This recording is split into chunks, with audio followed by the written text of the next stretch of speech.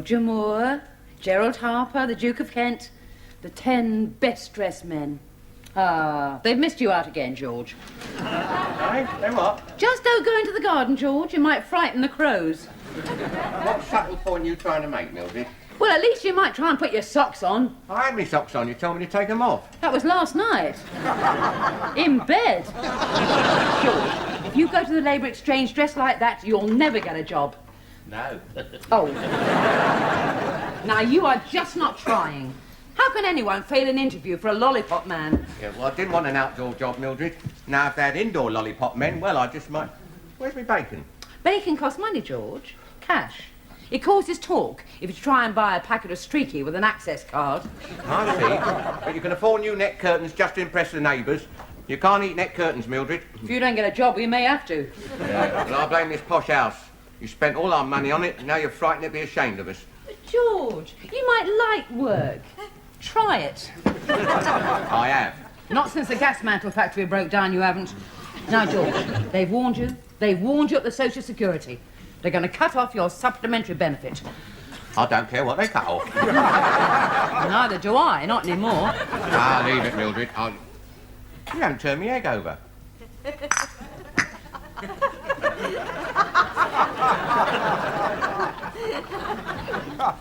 I am not going to eat that egg. You will get it served up to you every meal until you do. It's a battle of wills, is it? Yes. Well, it should have said. Stupid argument. $1.5 million unemployed. Do you realise I'm going to help feed them? I don't think I've got enough plates. I'm speaking as a taxpayer. I blame Anthony Wedgwood Ben. Oh, Geoffrey, you blame him when you get dandruff. Now, come on, Tristram. Drink your orange juice, or you'll never grow up to be a big, strong moaner like your dad. Who's Anthony Wedgwood Ben? Ah, well, he's Geoffrey, he's far too young for that sort of language. Is he the one that he swears at on television? No, dear, that's Clive Jenkins. Or possibly Hugh Scanlon. And I'll tell you another thing. These figures are out of date. Should be 1.5 million and one. Deborah's left. That filing clerk in your office, the thin one. Yes, well, she used to be. Thin, I mean. She's, Pregnant. Well, I'm not surprised. She was SEXMAD. Well, it's damned inconvenient. What's pregnant? Right, lad. You wouldn't get that in the state school. I mean, she's growing a baby, in her tummy. Can I play with him? No, not for a while. Eat your cereal. All right. What's sex mad? Now, remember, George, I don't want to see you coming through that door until you've got yourself a job. Well, you better leave a window open then. George, think positively. Say to yourself, I am as good as any other man. And try and believe it. I know it's difficult, but do try. Good morning, Miss... Morning. Morning. We were just going into town to look at hats. Ah, yeah, well, I'd like to, of course, but I've got to She go... means me, George. Come on in, love. Yeah, right, well, I'm off then. I'm as good as any other man. Oh, yeah. There we are, love. Go on in. That's it. Sit yourself down, dear. Oh, I would have been ready, but George and I had this tug of war over a fried egg. Oh, sounds like fun. You know, he's so fussy. Oh, Geoffrey's just the same. He won't touch an egg unless he knows where it comes from. I thought they all came from the same place. Free range or battery. Oh, I see. Yes. Oh, silly me. Oh, dear, oh, dear.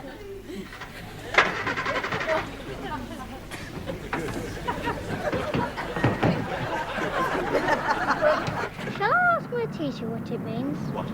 Sex mad. No, don't do that. It's one of those words that means lots of things. This and that and almost anything at all, really. You didn't mind me asking. Not at all. If you don't ask, you don't learn.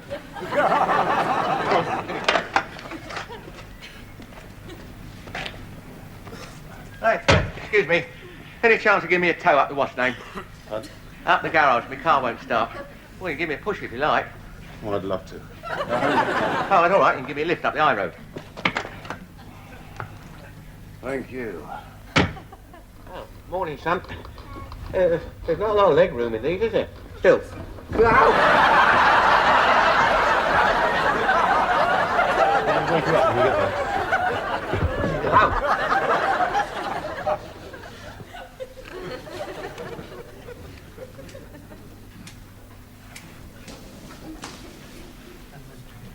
There you are, 3 o'clock tomorrow in the personnel department. Thank you. Thank you.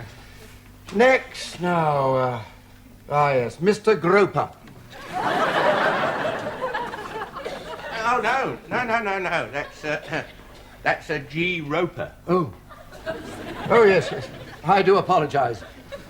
Mr. Roper, your cigarette, would you mind? Oh, it's a bit wet on the end.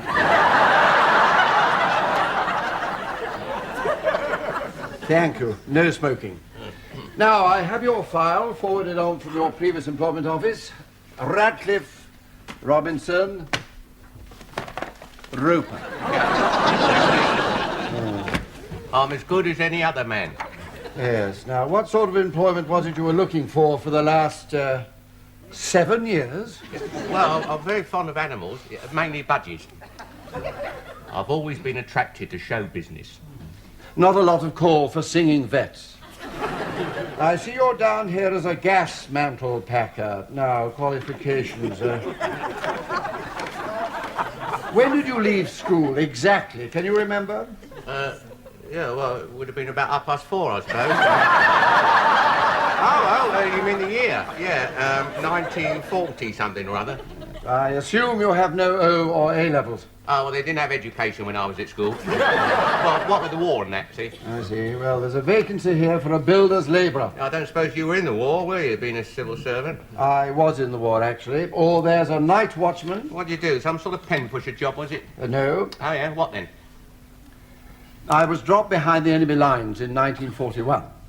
I spent 2 years organising French resistance, sabotaging munition dumps, blowing up railway tracks, and so on. I was finally captured by the Gestapo, tortured, thrown into Colditz, from which I escaped, was recaptured, escaped again, worked my way back to England, and was awarded the Military Cross. Any questions? How much does a night watchman earn? £30 a week. Oh, yeah, I don't want it. Well, there's another one here. Filing clerk in an estate agency. Ah, no, that sounds more like it. Oh, no, I don't want to work for him. It's worth going for the interview, George. I mean, after all, he is a friend. He's not a friend, he lives next door. Well, at least you know him. Yeah, but he don't like me. Well, it's the same thing. Ask yourself this, Mildred. How come they've suddenly got a vacancy, eh? I don't know, George. I think the previous filing clerk got pregnant. Did he? Well, that's it. I'm not going there.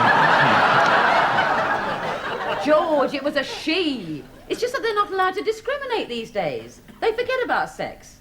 Much as you do. Anyway, this collar's too tight. If I cough, I'll burst my eardrums. Well, at least you look respectable, George. Yes. Just for once, I wouldn't be ashamed if you got run over. Oh, thank you. Right. Now, I'm all ready. Shall we go? Yeah, right. Ah, no, you're not coming with me. I'm not a kid. I just wanted to make sure, George, that you arrived safely, on time, and in reasonable condition. Yeah, well, I'm not a kid, Mildred. George, there are 3 pubs between here and our house. You'd have been asking the way in every one of them. Good afternoon. Oh, good afternoon. We've come to see Mr. Fourmile. We have an appointment about the vacancy. Ah, yes, Miss Roper. Mr. Roper. Roper. Oh, yes, well, he won't be a moment. Do take a seat. Oh, thank you. Yeah, I can manage on my own now, Mildred. All right, George. Now, sit up straight. Speak clearly. And if you must blow your nose, don't look in your handkerchief afterwards.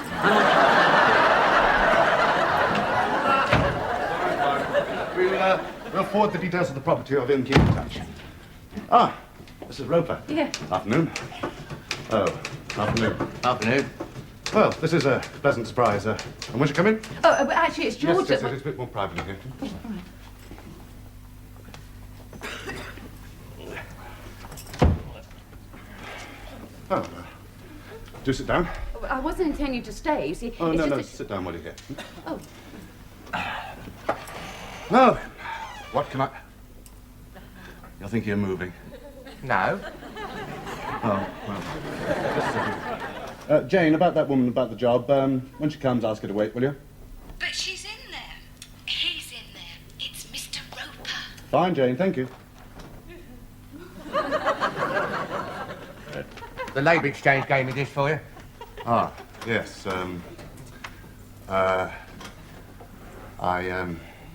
You're not altogether a woman. Well, you didn't ask for one. Well, I'm not allowed to. It's this stupid... Oh, dear. Well, I mean, he's not all that masculine. Well, no. I mean, don't let his moustache fool you.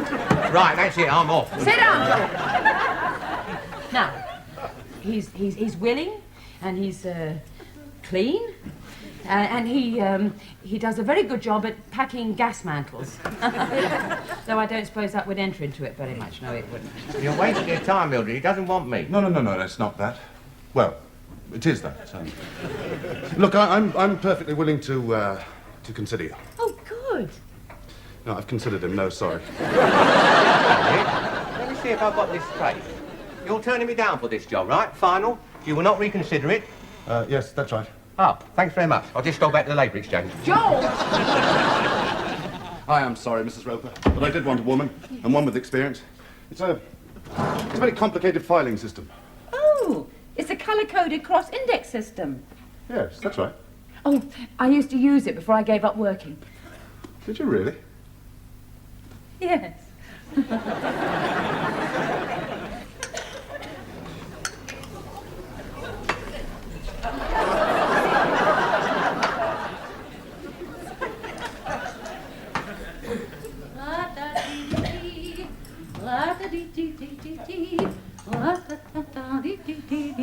Now, don't start getting at me, Mildred. I did my best. I know you did, George. But he really did want a woman, you know. I mean, he wanted somebody with warmth and a pleasant personality. Who does that remind you of, George? A woman? Warmth? Pleasant personality? Nobody.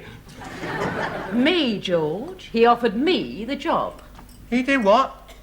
Now, look here. I'm not having any wife of mine going out to work. Well, I sit here doing nothing, reading the paper, drinking cups of tea while you go out. When did you start? Monday morning, George. And both of us are going to have to be up at 7:30 sharp. Both? Oh, yes. I mean, if I'm going to have to go out to work, George, I need you to make me a proper cooked breakfast.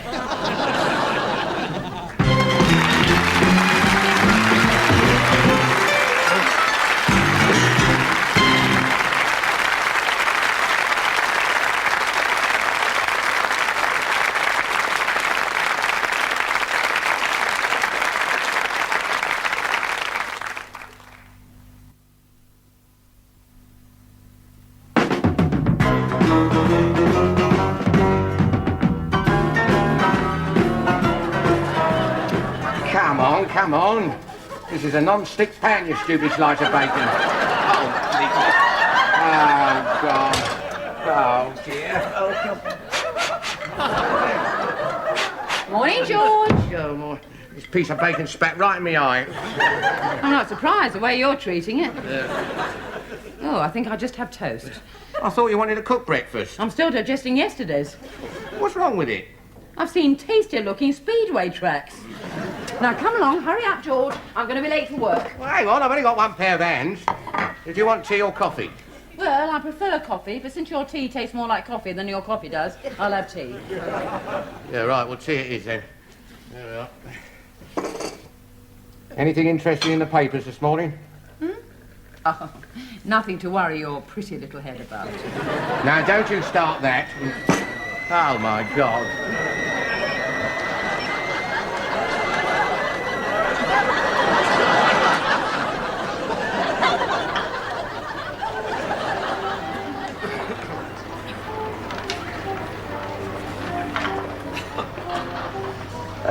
Excuse me, miss.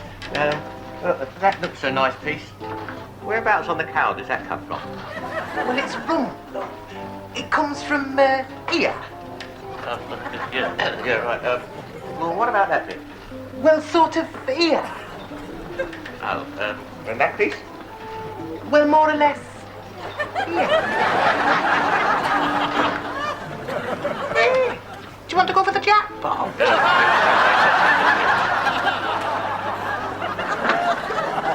Excuse me.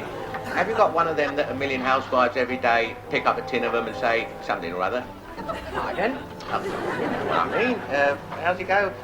La la la la la la la la la la la la la la da da do. Ah, isn't that the tune for Cross Your Heart, Lady Harness?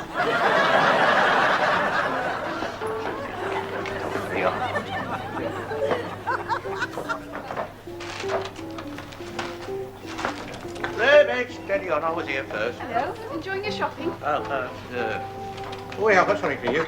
A tin of baked beans I borrowed off you yesterday.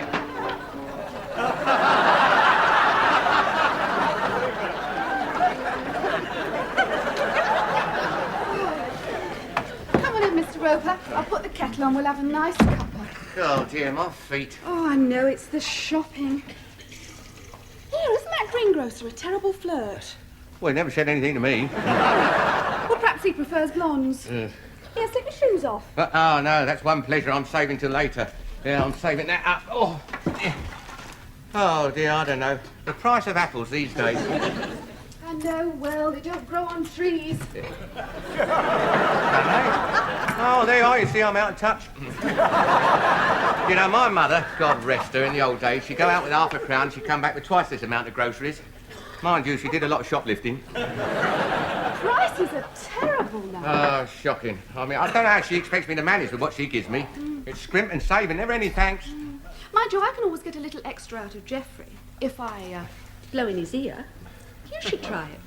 Well, I hardly know him. No, I mean, it's not fair, is it? I mean, all day cooking, cleaning, then shopping, and they come home, expect you to drop everything for a bit of rumpo. Oh, well, beg your pardon. Well, at least you haven't got a child to look after. I mean, I can't even get out to the hairdressers. Oh, well, if I can help in any Oh, I way. thought you'd never ask. I've got an appointment this afternoon at 4:30. Oh. Here you are. Ah, thank you, Mrs. Roper. Could you dig out a file for me on a chap named Collins, J. Collins? I believe the previous young lady had him filed under D for Dreamboat. Yes, of course. The previous young lady. Oh, dear. Warden 4 Mile. I can't find the partisan cheese.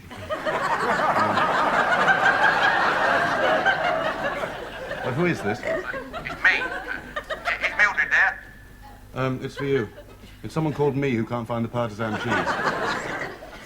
George, I told you not to ring me at work. It's in the OXO box marked string. Oh, no wonder I couldn't find it. Hey, Mildred. Oh, dear. Partisan cheese and grated nutmegs. Nutmeg? Here you are. A J. Collins file. Thank you. Warden 4 Mile. Nutmegs. Nutmeg. Oh, it's not the galloping gourmet again. George, we haven't got any. Yeah, well, could you pick some up on your way home? Yeah, oh, and the lettuce, Mildred. And Mildred? You've hung up on me again, Mildred. Yeah. Oh, add paprika to taste. Paprika.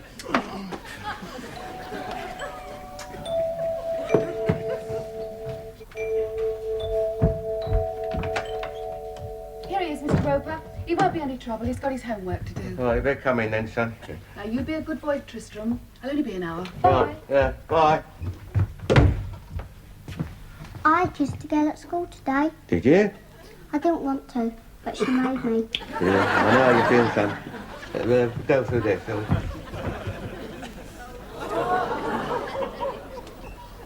Here you go, Tristram, or whatever your name is.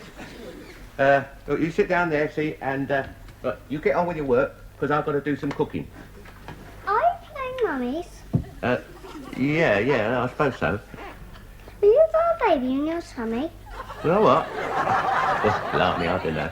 Look, listen, son, babies don't grow in men's tummies. They're found, aren't they? Under cabbage leaves. Not in our house. I grew in my mummy's tummy. My daddy put me there. Oh, did he? I think so. It might have been Anthony Wedgwood Ben. Oh, well, another day older and deeper in debt. Yeah, the days seem to fly past. I never know whether... Oh, no night, love. Warden 4 Mile. It's in the cupboard under the sink. Oh, wrong number. Oh, yes. Would you like a lift, ma'am? Oh, I'd love one, thank you.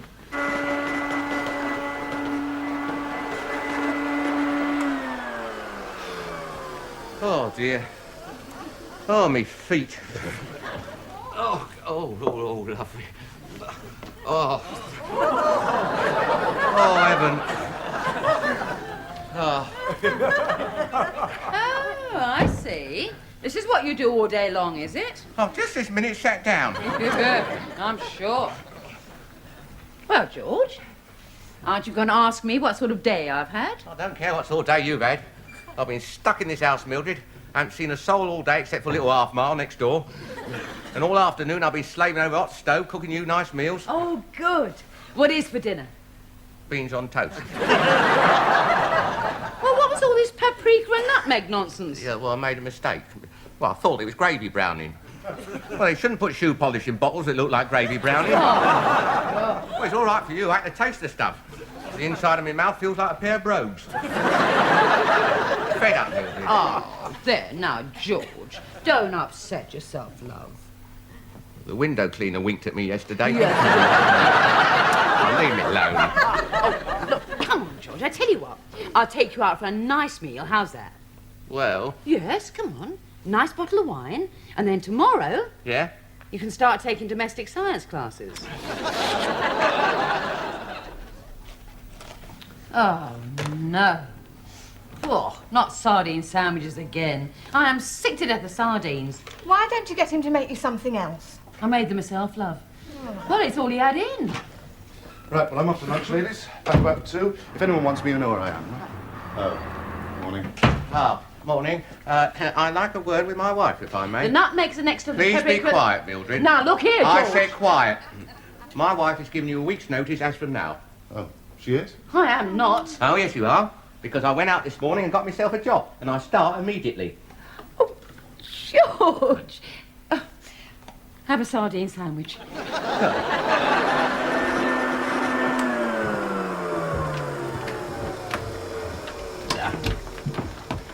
Oh, George, you shouldn't be doing that. That's my job. Yeah, well, it is from now, Mildred.